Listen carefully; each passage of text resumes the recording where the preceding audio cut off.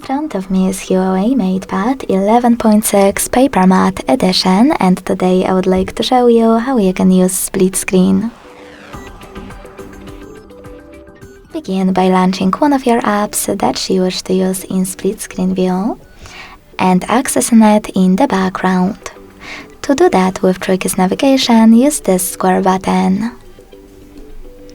Now tap on this icon at the top right corner of your app and launch the second one. When you're ready, you need to hold this line at the top of your first app that you opened in pop-up view and drag it all the way to the right or to the left. When you see this gray area, let go. As you can see, after that I can use both of my apps at the same time.